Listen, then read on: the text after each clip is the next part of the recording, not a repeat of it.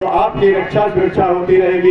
इसी प्रकार सतयुग में जब जालंधर नाम का राक्षस था, जब तक अपनी पत्नी वृंदा से मिल करके जाता था तब तक उसकी हत्या कोई नहीं कर सका, उसे कोई नहीं मार सका। ब्रह्मा विष्णु सब हार गए, लेकिन जिस दिन अपने पत्नी से नहीं मिल करके गया उसी दिन उसका वध हो गया।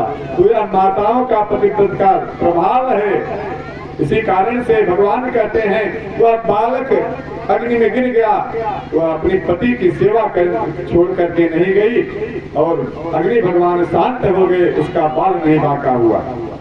यह दृष्टांत बताया कि पतिव्रत धर्म का प्रभाव है।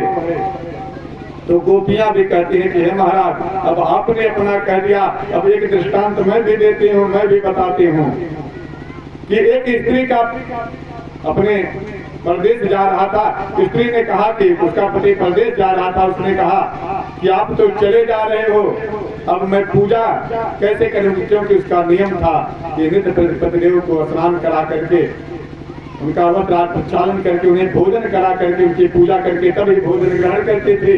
कहा महाराज आप तो परदेश जा रहे हो, तो ऐसे कैसे चलेगा। पति देवता ने अपने चित्र दे दिया, अपनी फोटो दे दी, किसी की पूजा करके आप अपना कार्य किया करें। गोपियां कहते हैं महाराज एक दिन की बात है, बहुत समय बीत गया, पत्नी बैठ करके अपने पति की फोटो की पूजा कर रही है। उसी समय उसका पति आ गया और दरवाजा खटखटाया, आवाज लगाया, प्रिय मैं आ गया हूँ। अब बताइए उस समय ऐसी अवस्था में वह पत्नी क्या करेगी। क्या उसे अपने पत्नी अपने फोटो के पति की पूजा करेगी अथवा साक्षात उसके पति आ गए हैं उनको ले आएगी, उनकी पूजा करेगी। आप बताइए। भगवान ने कहा नहीं, जब साक्षात पति देवता आ गए तो फोटो का क्या मतलब है, तो जब नहीं थे तब फोटो की पूजा, अब आ गए हैं तुम्हीं की पूजा। तो गोपियों ने कहा महाराज यही बात तो हम लोग कह रही हैं आपसे कि यह जो लौकिक पति है, इस जगत के माता पिता पुत्र पत्नी पति हैं, यह सब तो चित्र हैं और साक्षात पति तो आप ही हो। इसलिए हम आप जब बुलाया और आपके शरण में आ गए हैं। प्रेम से बोलिए भक्तवत्सल भगवान की जय हो।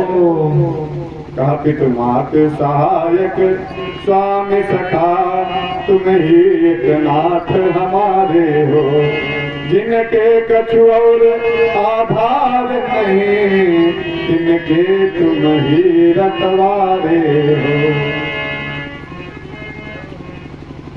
इस प्रकार से स्त्रियों ने कहा भगवान प्रसन्न हो गए। स्त्री कौन है। शास्त्र प्रमाण कहता है कि पुरा महर्षयः सर्वे दंडकारण्यवासिनः रामं दृष्ट्वा हरितव भोक्तुं नयेच्छन् सुविग्रहम्। पद्म पुराण कहता है कि पूरा पहले महर्षि लोग जब भगवान के स्वरूप को देखा तो उनसे आलिंगन करने है, उनसे भोग की कामना है। तो मन में जब कामना किया तो भगवान ने कहा कि कृष्ण अवतार में पूर्ण होगा। और स्कंद पुराण क्या कहता है, गोपियां कौन है, ध्यान दीजिए, कल भी मैंने बताया था और आज फिर शास्त्र प्रमाण है कि गोपियां कौन है। जो लोग भगवान पर आजकल लोग कह देते हैं अरे कैसे भगवान थे कृष्ण भगवान, उसी पर एक दुष्टों ने गाना बजाया कि मैं करूं तो रास लीला, ऐसे ऐसे गीत। आजकल तो ये जो भोजपुरी वाले और जो आजकल फिल्मी गीत बनाने वाले हैं ना, मारे हैं संगीत का तहस नहस कर दिए हैं, संगीत को एकदम से बिगाड़ दिए हैं। लय डूबे इसकी नई संगीत की डूब रही है। और आजकल लोगों को भी वही धर्म वाला ज्यादा पसंद आता है, युवा वर्ग तो विशेष उसी को सुनना चाहता है। जबकि हमारे यहाँ संगीत ऐसी व्यवस्था है, संगीत जो शास्त्रीय संगीत है कि वह शास्त्रीय संगीत बज जाए तो भयंकर मध्य देश की दोपहरिया में भी बादल गिर सकता है, वर्षा हो सकती है, आग लग सकती है, पत्थर फूट सकते हैं, पत्थर टूट सकते हैं और बुझी हुई अग्नि जल सकती है। दीपक आप बना के रख दीजिए, अग्नि जल जाएगी।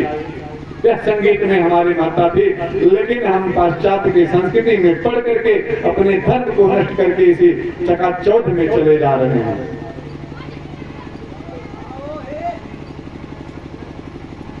बता रहे हैं पुराण शास्त्र की। और गोपियां लोग कह देते हैं आजकल कि अरे महाराज ऐसे, तो गोपियां कौन है जान लीजिए। जो नहीं जानते अथवा हम आपके जो युवा वर्ग है और हम सबको बरगलाने के लिए धर्म से हमें विमुख करने के लिए झूठ मूठ का मनगढ़ंत कहानी बता करके हमें आपको बताते हैं कि भगवान ने ऐसा किया वैसा किया। बताओ कोई भगवान थे? भगवान ने तो जहर भी पान किया, अग्नि पान कर लिया। देखते देखते आगे कथा सुनी, एक नहीं दो बार। एक बार जंगल में लगी, एक बार और गांव में लग गई। भगवान अग्नि पान कर गए। अब थोड़ा सा अग्नि छू करके दिखाओ।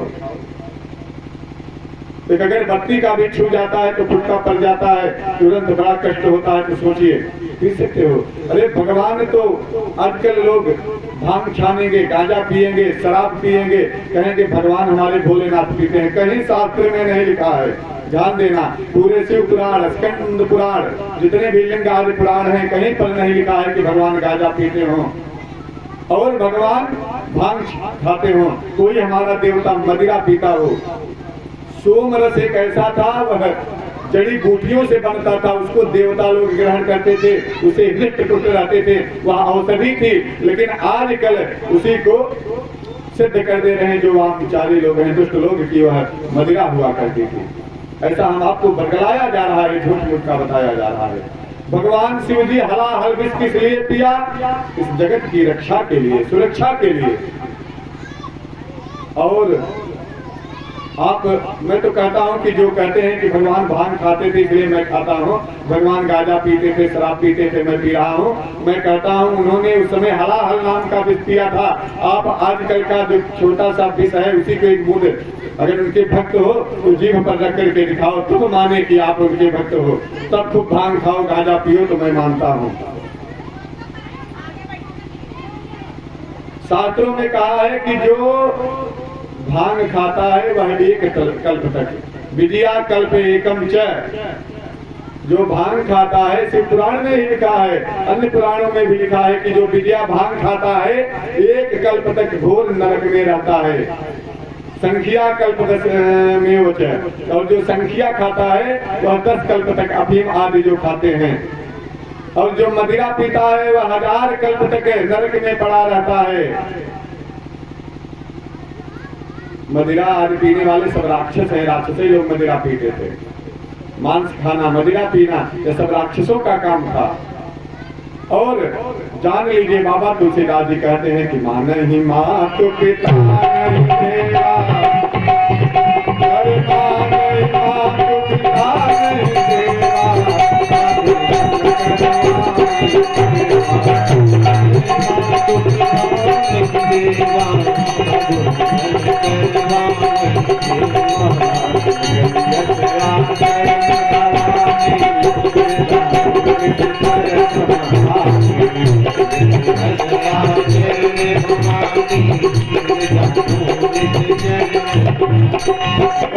राक्षस और कोई नहीं। जान लीजिए जो मदिरा पीता हो, भांग खाता हो, गांजा पीता हो, जो नशीली वस्तुओं का सेवन करता हो और मांस खाता हो, जीवों की हत्या करके, वही राक्षस है। बाकी राक्षस को कोई सींग पूछ नहीं हुआ करते थे प्यारे, राक्षस यही हैं। भगवान कहते हैं कि जो माता पिता की सेवा न करे, साधुओं का सम्मान न करे, महात्माओं का, ब्राह्मणों की सेवा पूजा और सम्मान न करे, माने मात पिता नहीं देवा, देवताओं को न माने, इन पर अंगुली उठाए।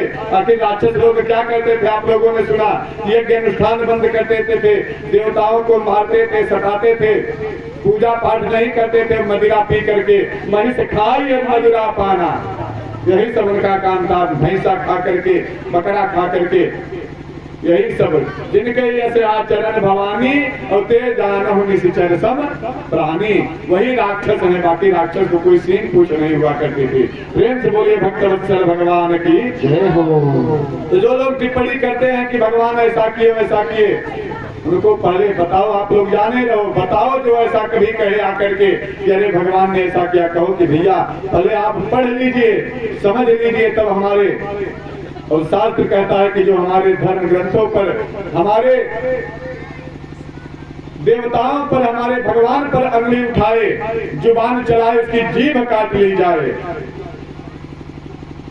धर्म हिंसा तदेव च, गीता जी। अहिंसा परमो धर्म, धर्म हिंसा तदेव च। अहिंसा परम धर्म है, लेकिन अपने धर्म की रक्षा के लिए यदि जो व्यवस्था शास्त्रों ने बताया है कि जो जब हमारे धर्म ग्रंथ की निंदा हो रही हो, हमारे भगवान की निंदा हो रही हो, हमारे तीर्थ मंदिर और ऋषियों की निंदा हो रही हो, तो ऐसे समय में क्या करना चाहिए? यदि सामर्थ्य है तो एकजुट होकर के उसकी हत्या कर दीजिए, मार डाली ऐसे आतताई को, ऐसे दुराचारी को। और नहीं होता तो फिर कान बंद करके वहां से भाग जाना चाहिए, सुनना नहीं चाहिए। नहीं जो सुनता है निंदा तो उसे गौ हत्या के समान पाप लगता है। तो मैं कहता हूं कि जो ऐसा कहे भगवान को, उसको समझाइए, भैया पहले जान लो, पढ़ लो, और अगर आप उससे बलिष्ठ हो तो 4 लोग मिलकर के उसको बढ़िया लतिया दो, समझ में आ जाएगा उसको। प्रेम से बोलिए भक्तवत्सल भगवान की।